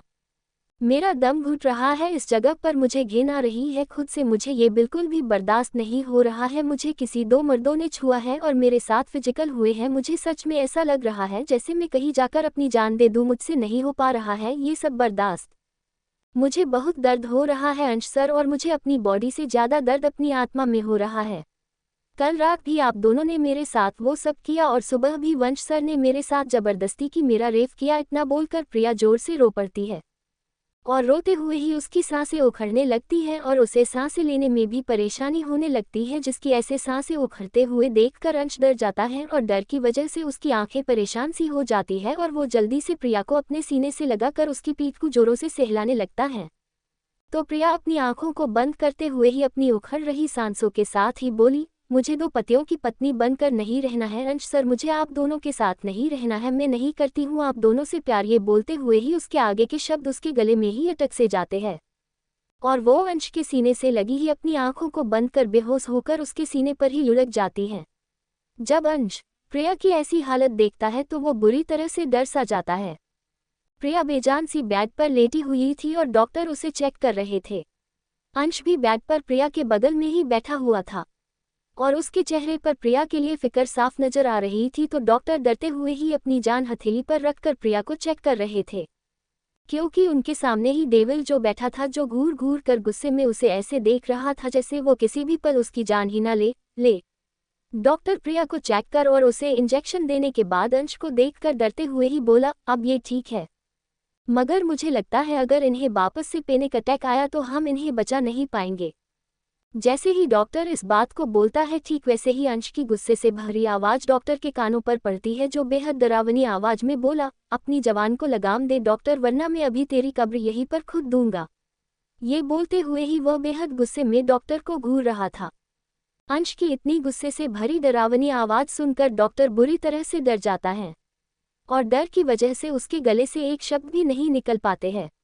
वो बस डर से कैंपते हुए ही खड़ा बस अंश को देख रहा था और बड़ी ही हिम्मत कर बोला, सर हो सके तो आप अपनी वाइफ को खुश रखने की कोशिश करें और जितना हो सके उतना स्टेशन ही ना मिले, इस बात का ध्यान रखना। इतना बोलकर डॉक्टर वहां से ऐसे भागता है जैसे उसने कोई भूत देख लिया हो। तो डॉक्टर की बात सुनकर अंश प्रिया को देखने लगता है, जिसके चेहरे पर बेहोशी की हालत में भी दर्द भरा होता है, जिसे ऐसे इतने दर्द में देखकर अंश का दिल अंदर तक टूट जाता है और वह बस प्रिया को ही निहारने लगता है। दूसरी तरफ ऑफिस में वंश अपने केबिन में बैठा हुआ था और वो काम कर रहा था। तभी डोर पर नोक की आवाज आती है, जिसे सुनकर वंश अपनी बिना भाव वाली आवाज में ही बोला, कम इन। जिसे सुनकर डोर खुलता है और बाहर से एक लड़का हल्का डरते हुए ही अंदर आता है और अंदर आते हुए ही बोला, सर आज अंश सर ऑफिस नहीं आए हैं और अंश सर की एक इम्पोर्टेंट मीटिंग है जो काफ़ी ज़रूरी है और अब अंश सर आए नहीं तो क्या हमें उस मीटिंग को कैंसिल करना होगा। ये बोलते हुए ही असिस्टेंट काफ़ी डरा हुआ होता है। वंश अपनी नज़रें उठाकर, मीटिंग कब है सर? बस 5 मिनट बाद ही मीटिंग है, असिस्टेंट बोला। ठीक है चलो, इतना बोलकर वंश अपना लैपटॉप बंद कर देता है। कुछ ही देर बाद वंश एक बड़े से मीटिंग हॉल में बैठा हुआ था और वहां पर काफ़ी सारे लोग मौजूद थे और वह सारे आपस में जरूरी टॉपिक पर बात कर रहे थे और वंश किसी महाराजा की तरह अपनी चेयर पर बैठा सभी की बातों को ध्यान से सुन रहा था। और ऐसे ही करीब 1 घंटे तक मीटिंग चलने के बाद वो खत्म होती है और मीटिंग खत्म होते ही वंश वापस अपने केबिन में आ जाता है और अंश को कॉल लगा देता है। कुछ रिंग में ही अंश कॉल रिसीव कर लेता है तो वंश बोला, क्या तुम सच में ऑफिस नहीं आ रहे हो भाई? अंश अपनी थकी हुई आवाज में, नहीं मैं आज नहीं आ रहा ऑफिस, मुझे अपनी जान का ध्यान रखना है। इतना बोल अंश कॉल कट कर देता है तो वंश बस हैरान नजरों से अपने मोबाइल को देखने लगता है। शाम का समय, अंश अभी भी प्रिया की बगल में बैठे हुए ही सो रहा होता है। तभी प्रिया की आंखें धीरे से खुलती हैं और जैसे ही उसकी आंखें खुलती हैं उसकी आंखों के आगे अंश का हैंडसम सा चेहरा आ जाता है, जिसे देखकर प्रिया पहले तो डर जाती है मगर वह खुद को संभाल कर अंश को देखती है, जिसके हाथ पर उसका हाथ था जिसे उसने काफी मजबूती से थाम रखा था और वो उसके बगल में बैठे हुए ही सो रहा था। अंश को इस तरह से खुद के पास देखकर प्रिया काफी ज्यादा हैरान होती है और उसे समझ नहीं आ रहा होता है अंश उसके लिए ऐसे सच में परेशान है या वो बस दिखावा कर रहा है। यही सब सोचते हुए ही जैसे ही प्रिया अपना हाथ अंश के हाथ से अलग करने को होती है, ठीक वैसे ही अंश की आंखें खुल जाती है। अंश की आंखें खुलते देखकर प्रिया अचानक से डर जाती है। जैसे ही अंश की आंखें खुलती हैं ठीक वैसे ही प्रिया डर जाती है और डर की वजह से वह अंश को ही देखने लगती है और सोचने लगती है कहीं अंश उसके साथ कोई जोर जबरदस्ती न करे, मगर उसकी सोच से बिल्कुल उलट अंश जागते ही परेशान सा बोला, तुम ठीक हो जान?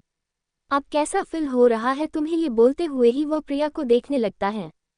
प्रिया अंश को ऐसे खुद के लिए परेशान होते हुए देखकर बोली, मैं ठीक हूँ, मगर आपको ऐसे मेरे लिए परेशान होने की कोई ज़रूरत नहीं है। इतना बोलकर प्रिया बेड पर ही उठकर बैठ जाती है और बेड से नीचे उतरने लगती है। ये देखकर अंश बोला, जान तुम कहाँ पर जा रही हो? अगर तुम्हें कुछ चाहिए तो तुम मुझे बता दो, मैं तुम्हारे लिए वो ले आऊंगा।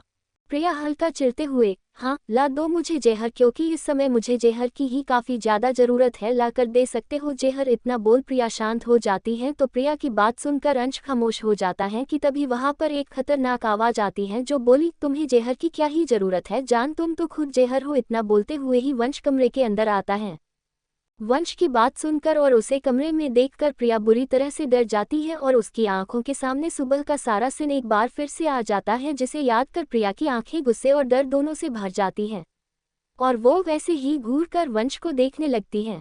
ऐसे ना देखो जान, तुम्हें प्यार हो जाएगा। इन नफरत से भरी निगाहों में हमारा अक्स बस जाएगा।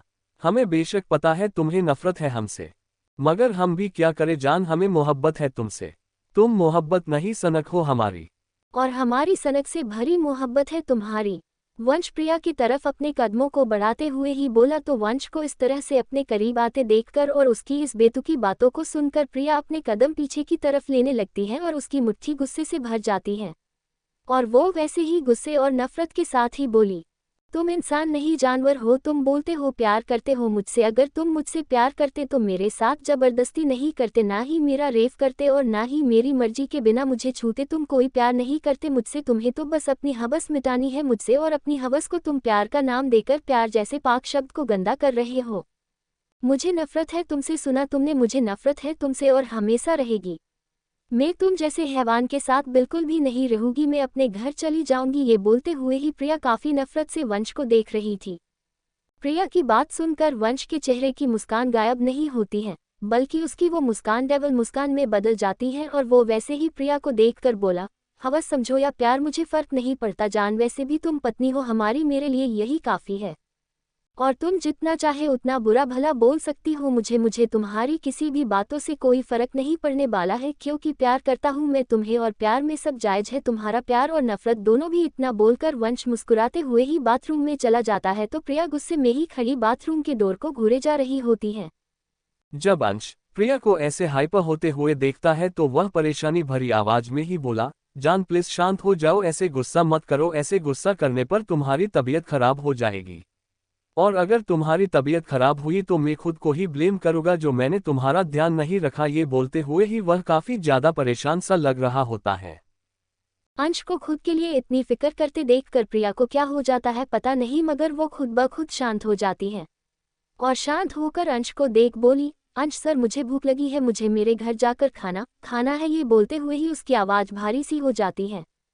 अंश प्रिया के पास आकर उससे थोड़ी दूरी बनाकर ही खड़ा हो जाता है और बड़े ही प्यार से उसे देखकर बोला, जान ऐसे दुखी ना हो, मैं तुम्हें कल तुम्हारे घर लेकर जाऊंगा, तुम चाहो तो सारा घर पर रह सकती हो, मैं मना नहीं करूंगा, पर अभी शांत हो जाओ और चलो मेरे साथ, में तुम्हें डिनर करवाता हूँ। इतना बोल वह धीरे से प्रिया का एक हाथ पकड़ लेता है। अंश और प्रिया दोनों ही डिनर के लिए बैठे हुए होते हैं। तभी वहां पर वंश भी आ जाता है जो इस समय काफी ज्यादा हैंडसम नजर आ रहा था और उसके बाल अभी भी हल्के गिले ही होते हैं। साथ ही उस वाइट कलर की पतली सी शर्ट में वंश की मस्क्यूलर बॉडी काफी ज्यादा अट्रैक्ट लग रही थी। जब प्रिया की नज़र वंश पर पड़ती है तो एक सेकंड के लिए तो वो वंश को देखने लगती है, मगर अगले ही पल उसकी आंखों में वंश के लिए गुस्सा छा जाता है और वह अपनी नज़रें वंश से फेर लेती है। तो अंश एक नज़र अपने भाई को देखकर प्रिया से बोला, जान तुम डिनर कर सकती हो। अंश की बात सुनकर प्रिया हाँ में अपना सर हिला देती है और अपनी प्लेट में रखा खाना खाने लगती है बिना उन दोनों डेविल्स भाई की तरफ देखे बिना ही। प्रिया को इस समय काफ़ी जोरों से भूख लगी हुई होती है क्योंकि उसने कल रात से ही कुछ नहीं खाई थी, जिस वजह से वो काफ़ी जल्दी खाना खा रही होती है। बिल्कुल ऐसे जैसे उसने अभी ये खाना नहीं खाई तो कोई उससे उसका खाना ना चुरा ले। जब वंश प्रिया को इस तरह से ऐसे खाते हुए देखता है तो वह प्रिया को देख बोला, जान तुम चाहो तो आराम से ये सारा खाना खा सकती हो, कोई भी तुम्हें रोकने वाला नहीं है, वैसे भी ये घर तुम्हारा है तो तुम जो चाहे वह बनवा कर खा सकती हो। वंश की बात सुनते ही प्रिया को ध्यान आता है वो कैसे खाना खा रही है, जिसे याद कर वह वंश से कुछ भी नहीं बोलती है, बस आराम से खाना खाने लगती है और थोड़ी ही देर में जैसे ही उसका पेट भर जाता है ठीक वैसे ही वह अपने मन में सोचने लगती है, अंश सर ने कहा है वो मुझे कल मेरे घर लेकर जाएंगे और मैं सारा दिन अपने घर में रह सकती हूँ, मगर अभी क्या अगर ये दोनों भाई आज रात मेरे साथ एक ही रूम में रहे तो पक्का ये वापस से मेरे साथ कुछ ना कुछ जरूर करेंगे और मैं अब और इन्हें बर्दाश्त नहीं कर सकती हूँ, खासकर वंश सर को तो बिल्कुल भी नहीं, मुझे कुछ ना कुछ तो करना ही होगा ताकि ये दोनों ही मुझसे दूर रहे। इतना सोचते ही वह दोनों भाई को देखती हैं जो शांति से डिनर कर रहे थे, जिन्हें देखते ही प्रिया के दिमाग में एक प्लान आता है और वो जल्दी से अपनी जगह से उठकर वहां से ऐसे सीढ़ियों की तरफ भागती है जैसे किसी ने उसके पीछे सांप छोड़ दिए हो। और प्रिया ऊपर चढ़कर सीधे कमरे में जाती है और कमरे में जाते ही अंदर से डोर लॉक कर लेती है और वो डोर भी इतनी जोर से लॉक करती है जिसकी आवाज़ नीचे बैठे दोनों भाइयों के कानों तक आती है, जिस वजह से वह अपनी दोनों आंखों को बंद कर लेते हैं। तो प्रिया कमरे के अंदर आते ही चैन की सांसें लेती है और जाकर सीधे बेड पर लेट जाती है और आराम से फैलकर बेड पर सो जाती है, क्योंकि अब उसे परेशान करने वाला वहां पर कोई भी जो नहीं था। नीचे अंश अपने भाई को देखकर बोला, भाई आपको नहीं लगता आपको जान के साथ थोड़ा अच्छे से पेश आने की ज़रूरत है? हमने रात में जो कुछ भी किया वो सब गलत किया और उसका गिल्ट मुझे है, इसलिए मैंने डिसाइड किया है अब से मैं कभी भी जान के साथ कुछ भी गलत नहीं करूँगा, ना ही उसकी मर्जी के बिना उसके करीब भी जाऊंगा। मैं जान को प्यार करता हूँ, साथ ही उसकी इज्जत भी, तो मैं अब से अपनी जान की इज्जत के साथ कोई भी खिलवाड़ नहीं करूँगा। और मैं तुम्हें भी यही बोलूँगा भाई, अगर आपको जान का प्यार चाहिए और आप चाहते हो जान खुद आपको अपनी मर्जी से अपनाए तो अब से तुम कुछ भी ऐसा नहीं करोगे जिससे जान तुमसे नफरत करने लगे। इतना बोलकर अंश शांत हो जाता है और अपने भाई को देखने लगता है। वंश अपने भाई की बात सुनकर उसे देख देवल मुस्कान के साथ ही बोला, भाई जिंदगी में पहली बार कोई लड़की पसंद आई और सीधे पहली नज़र में ही दिल में समा गई, और जिस लड़की से मुझे प्यार हुआ वही लड़की तुम्हारे भी दिल में बस गई और हम दोनों ने ही लड़की से शादी कर उसे अपनी पत्नी बना लिए। हम प्यार करते हैं अपनी जान से और मैं प्यार करता हूँ, इसका मतलब ये नहीं जान अगर कोई गलती करे तो मैं उसे माफ़ कर दूँ, बल्कि जान अगर मुझे छोड़कर जाने की कोशिश भी करेगी तो मैं उसे अपने अंदाज में सजा दूंगा, और मेरी सजा वही होगी जो सुबह जान को मिली थी। इतना बोल वंश वहां से चला जाता है। तो अंश बस परेशान सा बैठा हुआ होता है और कुछ देर बाद ही जब दोनों भाई रूम के पास जाकर डोर खोलने की कोशिश करते हैं तो दोनों को रूम लॉक मिलता है, जिस वजह से अंश तो दूसरे कमरे में चला जाता है, मगर वंश हल्के गुस्से में ही वहां से जाता है। अगली सुबह प्रिया की जब आंखें खुलती हैं तो उसके फेस पर हल्की सी मुस्कान आ जाती है और वह मुस्कुराते हुए ही जैसे ही अंगड़ाई लेने के लिए अपने हाथों को उठाने की कोशिश करती है, ठीक वैसे ही उसकी आंखें हैरानी से फैल जाती है क्योंकि उसे अपने बदन पर कुछ भारी सा एहसास होता है, जिस वजह से वह जैसे ही झुककर देखती है तो उसे अपने बदन पर एक मजबूत हाथ दिखाई देता है, जिसे देखते ही उसकी आंखें हैरानी से फैल जाती हैं और वह जैसे ही अपने बगल में देखती है तो वंश को अपने बेहद करीब पाती है। वंश को ऐसे अपने इतने करीब पाकर प्रिया की आंखें हैरानी से चौड़ी हो जाती है, क्योंकि वंश उसे ही अपनी देवल मुस्कान और चमक आई आंखों से ही देखे जा रहा था, जिस वजह से प्रिया को समझ नहीं आता वंश कब उसके पास आकर उसे अपनी बाहों में लेकर सोया है। प्रिया अभी अपनी सोच में गुम ही थी, उतने में ही उसे वंश की आवाज़ अपने कानों में सुनाई पड़ती है, जो उससे बोला, क्या हुआ जान, तुम खुश नहीं लग रही मुझे यहाँ पर पाकर। इतना बोल वह प्रिया को अपने और करीब कर लेता है, जिस वजह से प्रिया डर जाती है और डरते हुए ही वह वंश की पकड़ से आज़ाद होने की कोशिश करते हुए ही बोली, छोड़ो मुझे, तुम्हारी हिम्मत भी कैसे हुई मुझे ऐसे अपनी बाहों में लेने की, तुम यहाँ पर आए कैसे, छोड़ो मुझे। ये बोलते हुए ही वह खुद को छुड़ाने की कोशिश कर रही होती है। वंश देवल मुस्कान लिए, मुझे एक किस देकर तुम यहाँ से जा सकती हो जान, और तुमने मुझे किस नहीं दी तो मैं तुम्हें छोड़ने वाला नहीं। इतना बोल वह प्रिया के होठों की तरफ देखने लगता है। प्रिया गुस्से में चिल्लाकर, किस माय फुट में तुम्हें कभी भी किस नहीं करने वाली, तुम्हें किस करने से अच्छा होगा मैं किसी कुत्ते को जाकर किस कर लूँ। वंश देवलपन के साथ ही, ठीक है जान मत करो किस, मगर मुझे तो किस चाहिए, फिर चाहे तुम दो या मैं खुद से लूँ। इतना बोल वह प्रिया को देखने लगता है, मगर प्रिया वंश की बातों पर कुछ रिएक्ट कर पाती उससे पहले ही वंश छत से प्रिया के ऊपर आकर उसके होठों पर अपने होठों को रख देता है और उसे हार्ड किस करने लगता है। वंश के इस तरह से किस करने की वजह से प्रिया एकदम शॉक हो जाती है और उसके सोचने समझने की शक्ति खत्म हो जाती है। प्रिया अपने सेंस में तब आती है जब उसे अपने होठों पर काफ़ी तेज दर्द होता है, जिसे महसूस कर वो वंश की आंखों में देखने लगती है, जो उसे ही काफ़ी हार्डली किस किए जा रहा था, यहाँ तक उसके होठों पर बाइट कर रहा था, जिस वजह से उसके होठों से अब खून भी निकलने लगा था, मगर फिर भी वंश उसे छोड़ नहीं रहा था। साथ ही अब उसे ऐसा लगने लगा था जैसे उसका दम कभी भी निकलने ही वाला है, क्योंकि उसकी सांसें अब अटक सी गई थी।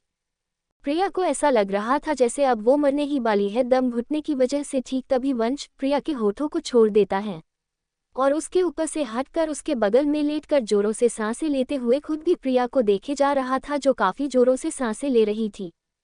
प्रिया को सांसें लेते देख और उसके सूज चुके होठों को देखकर वंश मुस्कुराते हुए ही बोला, जान बीबी हो तुम मेरी, तो हक बनता है मेरा तुम्हारी किस पर और तुम पर, तो आइंदा से मुझे किसी भी चीज़ के लिए ना बोलने की कोशिश भी मत करना, वरना अभी बस किस किया है नेक्स्ट टाइम मैं तुम्हें ही पूरा खा जाऊंगा और तुम रोक नहीं पाओगे मुझे ऐसा करने से। इतना बोलकर वंश बेड पर ही उठकर बैठ जाता है और प्रिया को देखने लगता है तो प्रिया वह भी गुस्से में ही बेड पर उठकर बैठ जाती है और अपनी आंखों में आंसू और गुस्सा नफरत सब कुछ लिए हुए ही वंश को देखकर बोली, मार क्यों नहीं देते मुझे, जान ही ले लो मेरी, कम से कम एक बार मैं मरूंगी तो रोज रोज तुम्हारा टॉर्चर तो नहीं सहना पड़ेगा मुझे, कम से कम मरने के बाद तो सुकून से जी पाऊंगी मैं, मगर नहीं, तुम मुझे सुकून से मरने भी नहीं दे रहे हो, ना ही जीने दे रहे हो। क्यों कर रहे हो तुम मेरे साथ ऐसा? ऐसा भी क्या बिगाड़ दिया मैंने तुम्हारा जो तुमने मुझे 2 पतियों की पत्नी बनाकर रख दिया। ये बोलते हुए ही वह काफी गुस्से में ही वंश को देख रोने लगती है और रोते हुए ही अपने होठों को अपने हाथों से पोंछने लगती है। प्रिया की बात सुनकर वंश भी हल्के गुस्से से ही बोला, सबसे बड़ी गलती तो तुमने हमारे सामने आकर की है जान, अगर तुम इतनी देर इनके साथ उस दिन हमारे ऑफिस न आई होती और पहली नज़र में तुम्हें देखते ही हमें तुमसे प्यार न हुआ होता तो तुम कब की मर चुकी होती और तुम्हारी लाश किसी सड़क पर बैठकर जंगली जानवर खा रहे होते, वो भी मजे के साथ ही। तो तुम खुद भी खुशी से रहो और हमें भी अपनी मोहब्बत के साथ खुशी से रहने दो। इतना बोलकर वंश वहां से उठकर कमरे से बाहर निकल जाता है तो प्रिया गुस्से में ही खुद से बोली, नहीं, मैं कभी भी 2 पतियों की पत्नी नहीं बनूंगी। अगर मुझे यहीं पर रहना है और तुम दोनों के साथ रहना है तो मैं तुम्हें नहीं अंश सर को चुनूंगी और उनके साथ ही रहूंगी। उन्होंने मेरे साथ गलत किया मगर उनकी आंखों में पछतावा है उसका, मगर तुम गलत करने पर भी मुझे ही धमका कर चले गए। नहीं, मैं तुम्हारे साथ बिल्कुल भी नहीं रहने वाली हूँ, मैं कभी भी तुम्हारे साथ नहीं रहूंगी। इतना बोल वह बाथरूम में चली जाती है। कुछ समय बाद अंश हॉल में बैठा प्रिया के आने का इंतजार कर रहा होता है और वंश भी उसकी बगल में ही बैठा हुआ था और अपनी कॉफी पी रहा था। तभी उन दोनों के कानों में पायल की आवाज आती है, जिसे सुनकर जैसे ही दोनों भाई नजरें उठाकर सामने देखते हैं ठीक वैसे ही दोनों की नजरें बस जम सी जाती है। जैसे ही दोनों भाई अपनी नजरें उठाकर सीढ़ियों की तरफ देखते हैं ठीक वैसे ही दोनों की नजर सीढ़ियां उतर रही प्रिया पर जाकर थम सी जाती है और वो दोनों बिना पलके झपकाए ही प्रिया को देखने लगते हैं जिसने फ्लावर प्रिंट वाली जॉर्जेट की सुंदर सी साड़ी पहन रखी थी। साथ ही उसने कानों में झुमके और हाथों में चूड़ियों के साथ हल्का सा मेकअप भी कर रखी थी जिसमें वह काफी ज्यादा सुंदर लग रही थी। जिसे वैसे देखकर दोनों ही भाई की नज़र प्रिया से हटती नहीं है तो प्रिया वह नीचे आकर दोनों भाई को देखती है जिनमें से वंश को देखकर उसका मुंह बन जाता है और वो वंश से अपनी नज़रों को फेर कर अंश के पास जाकर बोली, अंश सर, आपने कहा था आप मुझे मेरे घर लेकर जाओगे, तो चलिए ना, मुझे मेरे घर जाना है, मुझे मेरी मम्मी पापा दोनों की ही काफ़ी ज़्यादा याद आ रही है, मुझे घर ले चलिए। ये बोलते हुए ही वो काफ़ी ज़्यादा मासूम और प्यारी लग रही होती है, साथ ही उसने क्यूट सा फेस भी बना रखा था। प्रिया को वैसे देखकर अंश के होठों पर प्यारी सी मुस्कान आ जाती है और वो हाँ में सर हिलाकर ही बोला, चलो चलते हैं। इतना बोल वह प्रिया को बाहर चलने का इशारा करता है जिसे समझकर प्रिया घूरकर वंश को एक नज़र देखती है फिर बाहर की तरफ जाने लगती है तो अंश भी उसके पीछे ही जाते हुए वंश से बोला, भाई चलो, हम पहली बार अपने ससुराल जा रहे हैं। इतना बोलकर वह बाहर निकल जाता है तो वंश भी हाथ में पकड़ा मग नीचे रखकर बाहर निकल जाता है। कुछ देर में ही वह तीनों कार में बैठे हुए थे और ड्राइवर कार चला रहा था। इस समय प्रिया काफ़ी ज़्यादा खुश थी क्योंकि वो अपनी मम्मी पापा से जो मिलने वाली थी, तो प्रिया को इतना खुश देखकर दोनों भाई भी काफ़ी ज़्यादा खुश नजर आ रहे होते हैं। और ऐसे ही खामोशी के साथ ही कुछ समय में प्रिया का घर आ जाता है और कार आकर प्रिया के घर के बाहर रुकती है, जिसे देखकर प्रिया काफ़ी ज़्यादा खुश होती है और खुश होकर वह जल्दी से गाड़ी से बाहर निकलती है और सीधे अपने घर के डोर पर जाकर खड़ी हो जाती है। साथ ही वह जोरों से डोर नॉक करने लगती है। डोर नॉक होने की आवाज़ से घर के अंदर उदास बैठी प्रिया की माँ डोर के पास आकर जब डोर खोलती है तो डोर खुलते ही प्रिया झट से अपनी माँ के गले से लग जाती है और उन्हें जोर से टाइट हक कर लेती है। तो ऐसे अचानक से अपनी बेटी के आकर हक करने से पहले तो उसकी माँ हैरान हो जाती है, मगर अगले ही पल उनके चेहरे पर एक बड़ी सी मुस्कान आ जाती है और वो उसी मुस्कान को अपने चेहरे पर लिए हुए ही अपनी आंखों में पानी लाकर बोली, प्रिया मेरी बच्ची, तू ठीक तो है ना बेटा? उन लोगों ने तेरे साथ कुछ गलत तो नहीं किया ना बेटा? ये बोलते हुए ही वह प्रिया से अलग होकर उसे ऊपर से नीचे तक देखने लगती है। तो प्रिया भी अपनी आंखों में आंसू लिए अपनी माँ को देखते हुए ही बोली, माँ तुम कैसी हो? तुम ठीक तो हो ना माँ? और पापा कैसे है? ये बोलते हुए ही वह घर के भीतर झांक कर देखने लगती है। प्रिया की माँ उदास होते हुए, चल अंदर चल, अपने पापा से मिलने, वो बिल्कुल भी ठीक नहीं है। 2 रातों से उन्होंने कुछ भी खाया तक नहीं है, जिस कारण उनकी तबीयत खराब हो गई है और डॉक्टर तेरे पिता को देखकर गए हैं। इतना बोल वह अपनी बेटी को अपने साथ घर के अंदर ले जाती है कार के पास खड़े दोनों देवल भाई उन दोनों माँ और बेटी को देखते हैं, और जब वो दोनों अंदर जाती है तो वह दोनों भी अपनी कार में बैठकर वहां से चले जाते हैं। प्रिया घर के अंदर आते ही अपने पापा के पास जाती है और उनके गले लग जोरों से रोती है, तो प्रिया के पिता भी काफी देर तक अपनी बेटी को अपने सीने से लगाए हो रोते हैं। फिर वो अपनी बेटी को खुद से दूर कर बोले, प्रिया बेटा तुम यहाँ से भाग जाओ। जैसे ही प्रिया अपने पिता की इस बात को सुनती है, ठीक वैसे ही वह एकदम हैरान सी रह जाती है और उसी हैरानी के साथ ही वह अपने पिता को देखने लगती है। जैसे ही प्रिया अपने पिता की बात सुनती है, ठीक वैसे ही वह काफी ज्यादा हैरान हो जाती है और उसी हैरानी के साथ वह अपने पिता को देखकर बोली, ये आप कैसी बात कर रहे हो पापा? अगर ये बात उन दोनों भाई ने सुन ली तो वो मेरे साथ आप दोनों को भी मार देंगे। मैं आप दोनों को कुछ नहीं होने दे सकती हूँ। मैं आपसे और मम्मी से बहुत प्यार करती हूँ पापा। ये बोलते हुए ही वह वापस अपने पिता के गले से लग जाती है। प्रिया के पिता उसे खुद से दूर कर बोले, ये समय कुछ सोचने का नहीं है बेटा, दिमाग से काम लेने का है। तू भाग जा यहाँ से, तू यहाँ से कहीं दूर चली जा, कोई ऐसी जगह जहाँ पर वो दोनों ही भाई तुम्हें ढूंढ ना पाए, ना ही तुम तक पहुँच पाए। तुम हम दोनों की फिक्र मत करो, तुम्हारे यहाँ से जाने के कुछ दिनों बाद हम भी तुम्हारे पास आ जाएंगे। तुम बस यहाँ से जाओ और अपना ध्यान रखना। इतना बोलकर प्रिया के पिता उसे खुद से दूर करते हैं और अपनी पत्नी को देखकर बोले, प्रिया की माँ जल्दी से प्रिया के कुछ कपड़े छोटे से बैग में पैक कर दो और ज़रूरत का सामान भी, और जो पैसे हमने बचा कर रखे हैं वो प्रिया को दे दो, उसे काम आएंगे। अपने पति की बात सुनकर प्रिया की माँ हमें अपना सर हिलाकर वहां से चली जाती है। प्रिया का सामान पैक करने तो प्रिया भी कुछ सोचकर खुद से बोली, नहीं प्रिया नहीं, तू ऐसे दो पतियों की पत्नी बनकर नहीं रह सकती है। तू आज के जमाने की पढ़ी लिखी समझदार लड़की है, तू कैसे किसी के जुल्मों को सह सकती है? तेरे मम्मी पापा ने तुझे इसलिए पाया लिखाया बड़ा नहीं किया कि तू बड़ी होकर किसी का जुल्म सहे, बल्कि तुझे लोगों से लड़ना आ सके। इसलिए तेरे घर वालों ने तुझे इतनी छूट दी है, तो तू अब डर कर तो बिल्कुल भी नहीं रह सकती है। तुझे यहाँ से भागना ही होगा। इतना सोचकर ही वह डिसाइड कर लेती है वो अब यहाँ पर और नहीं रहेगी। कुछ घंटे बाद वंश और अंश दोनों ही भाई अपने केबिन में बैठे काम कर रहे होते हैं। उतने में ही उनके मोबाइल बज उठते हैं, जिसे देख जैसे ही वह दोनों ही भाई अपने मोबाइल को अपने कानों में लगाते हैं, ठीक वैसे ही दूसरी तरफ की आवाज़ सुनते ही दोनों की आंखें गुस्से से एकदम लाल हो जाती हैं और हाथों की मुट्ठी कस जाती है। वंश गुस्से में ही अपना मोबाइल जमीन पर पटक देता है और जोर से चिल्लाकर बोला, जान तुमने ये ठीक नहीं किया, तुम्हें इसके लिए पे करना होगा और तुम्हें आज वो सजा मिलेगी जो तुम सोच भी नहीं सकती हो। इतना बोलकर वह केबिन से बाहर निकल जाता है तो अंश अपनी दोनों आंखों को बंद कर खोल लेता है और इस समय उसकी दोनों आंखें एकदम सुर्ख-लाल हो रखी थी।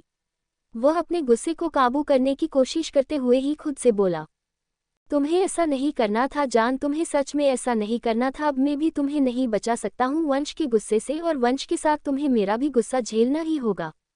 इतना बोलकर वह गुस्से में ही वहां से बाहर निकल जाता है। दूसरी तरफ एक बड़ी सी बस मुंबई से गोवा जाने के लिए निकली थी और उसी बस में प्रिया भी अपना छोटा सा बैग लिए सबसे लास्ट की सीट पर बैठी हुई थी और वो बस यही उम्मीद कर रही थी उसकी ये बस बिना किसी परेशानी के ही अपनी मंजिल तक पहुंच जाए और बस उन दोनों भाई को ये पता ना चले। प्रिया यही सब सोचते हुए ही भगवान जी से बस प्रार्थना किए जा रही थी और उम्मीद कर रही थी कि जल्दी से जल्दी वो गोवा पहुंच जाए ताकि वो वहां से फ्लाइट पकड़कर जल्दी से इंडिया से बाहर निकल जाए और किसी को पता भी ना चले। अभी प्रिया ये सब सोच ही रही होती है, उतने में ही एक ब्रेक के साथ ही वह बस रुकती है, जिसके झटके से प्रिया अपने होश में आती है और जैसे ही वह खिड़की से बाहर देखती है, ठीक वैसे ही उसकी आंखें डर से भर जाती हैं। इस तरह अचानक से बस रुकने की वजह से हर कोई हैरान होता है और उसी हैरानी के कारण कुछ लोग सामने की तरफ देखने लगते हैं तो कुछ आपस में बातें करते हुए ही खिड़की के बाहर देख रहे होते हैं। ठीक वैसे ही बस के ऐसे रुकने की वजह से प्रिया भी बुरी तरह से डर सी जाती है और डरते हुए ही वह बाहर की तरफ देखती है, मगर जैसे ही वह खिड़की से बाहर झांकती है, ठीक वैसे ही उसकी आंखें हैरानी और डर दोनों से ही भर जाती है। बस के चारों तरफ ढेर सारी ब्लैक महंगी कार खड़ी हुई थी जिसने उस बस को चारों तरफ से घेर रखा था। साथ ही वहां पर काफी सारे गार्ड भी थे जिनके हाथों में बड़ी बड़ी गन थी, जिन्हें देखकर प्रिया अभी डर ही रही थी। उतने में ही उसे अपने कानों में हेलीकॉप्टर की आवाज़ सुनाई देती है, जिसे सुनकर उसकी हैरानी की कोई सीमा ही नहीं होती है और वह कुछ आगे समझ पाती उससे पहले ही बस में कुछ गार्ड चढ़ जाते हैं और सारे पैसेंजर को देखने लगते हैं, जिन्हें ऐसे इस तरह से सभी को देखते हुए पाकर प्रिया बुरी तरह से डर जाती है और उसे अब कुछ भी समझ नहीं आता है वो करे तो क्या करे।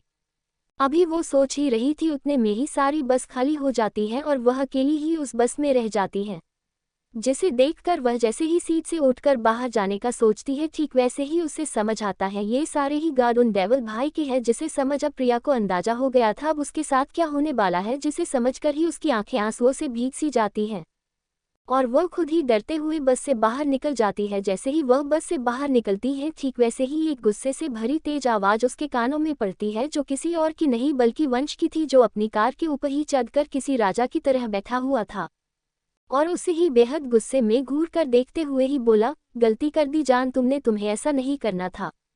जैसे ही ये खतरनाक आवाज प्रिया के कानों में पड़ती है, ठीक वैसे ही उसका सारा बदन डर से कांप जाता है और वह डरते हुए ही नम हो रही आंखों से वंश को देखने लगती है और वह कुछ भी वंश से बोल पाती या समझ पाती उससे पहले ही वंश अपनी कार के ऊपर से कूद जाता है और प्रिया के सामने आकर खड़ा हो जाता है। साथ ही प्रिया को कोई भी बोलने का मौका दिए बिना ही उसे उठाकर अपनी कार में किसी सामान की तरफ फेंक देता है, साथ ही खुद भी कार में बैठकर डोर लॉक कर देता है और उसके बैठते ही वह कार वहां से निकल पड़ती है। कार के अंदर प्रिया रोते और डरते हुए ही वंश को देखकर कार के कोने में बैठ जाती है, तो वंश वह अपनी शर्ट की बटन खोलते हुए ही प्रिया को बेहद गुस्से में घूर कर देखते हुए ही बोला, जान तुम्हें ऐसे नहीं भागना था, तुम्हें सच में ऐसे नहीं भागना था जान, तुम कैसे हमें छोड़कर भाग सकती हो, गलती की तुमने, अब सजा तो तुम्हें मिलकर रहेगी। ये बोलते हुए ही वंश अपनी शर्ट को निकालकर कार में ही फेंक देता है और प्रिया को एक झटके में अपनी तरह खींचकर उसे अपने नीचे दबा लेता है। वंश की इस हरकत से प्रिया अंदर तक सिहर जाती है और रोते हुए ही वंश को खुद से दूर करने की कोशिश करते हुए बोली, मुझे नहीं रहना है तुम्हारे साथ, मुझे जाने दो, मुझे नहीं जाना है तुम्हारे घर, तुम हर बार मेरे साथ ऐसे ही जबरदस्ती नहीं कर सकते हो, छोड़ो मुझे जाने दो। ये बोलते हुए ही वह वंश को खुद से दूर करने की नाकामयाब कोशिश कर रही थी, मगर उसकी कोशिश बेकार थी, क्योंकि इस समय वंश बेहद गुस्से में था और गुस्से की वजह से वह प्रिया पर टूट पड़ता है, बिल्कुल किसी भूखे भेड़िए की तरह, और प्रिया चाह कर भी कुछ भी नहीं कर पा रही थी, ना ही वह वंश को रोक पा रही थी अपने साथ जबरदस्ती करने से और ना ही खुद को बचा पा रही थी, जिस वजह से वह बस अपनी आंखों में ढेर सारे आंसुओं को लिए जोरों से रोए जा रही थी और वंश उसके साथ अपने मन की किए जा रहा था। साथ ही कार दो हिस्से में बटी हुई थी, जिस वजह से ना ही ड्राइवर कुछ देख सकता था ना ही सुन सकता था, क्योंकि बीच का हिस्सा साउंड प्रूफ था और नहीं भी होता तो ड्राइवर की इतनी हिम्मत नहीं जो वह नज़र उठाकर एक नज़र भी देख पाए। प्लीज़ दोस्तों मुझे फॉलो जरूर करें, साथ में मेरी लिखी स्टोरी LGE to कमेंट के आर जरूर बीते। धन्यवाद दोस्तों।